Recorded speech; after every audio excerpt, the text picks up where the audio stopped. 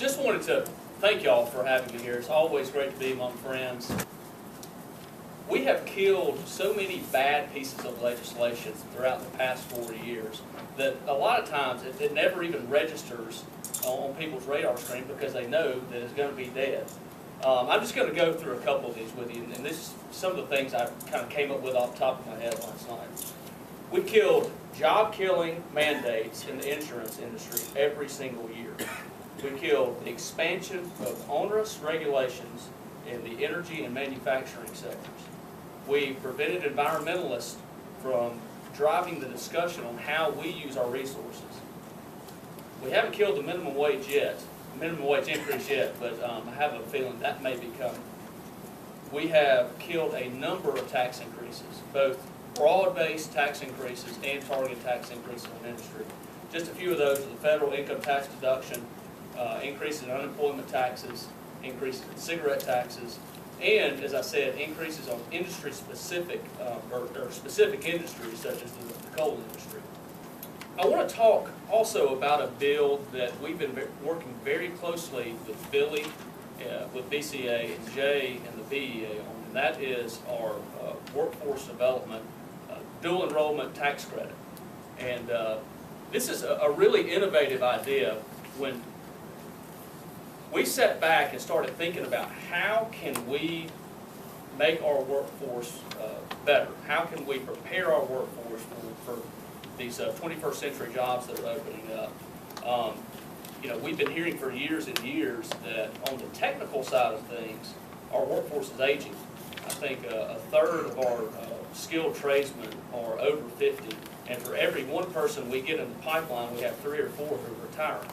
So we wanted to face this issue head on and kind of came up with this really innovative idea of getting kids ready for these skilled trades through dual enrollment.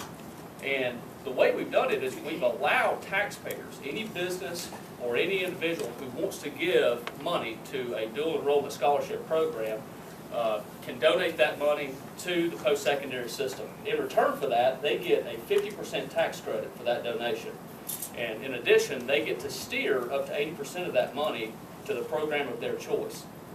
So, you know, we looked at it from a workforce standpoint. If, you know, there's a business who has a very specific workforce need in a very specific region, they can direct money directly to that region, and the state will come in and pay for half of it.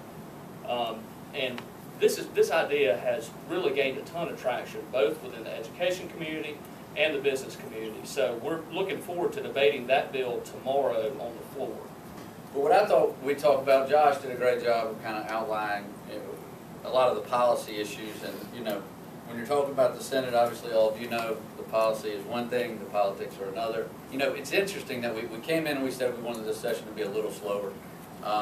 They've passed 66 bills to us, we've passed 58 to them. But final passage, only 2 have gone to the governor that hadn't been local. So I do think it's been more of a deliberative session this session than maybe before, probably because we know a little bit more about what we're doing. And also because I think our guys just want to go a little slower this session, and the pace is obviously different given the political climate. We all know that while policy is great, the politics sometimes is a trump card.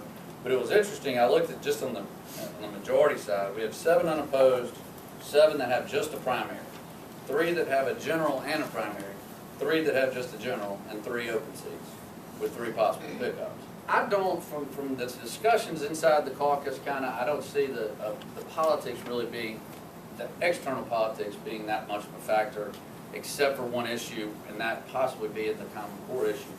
When you look in the primaries, you're seeing a lot of the Common Core type candidates.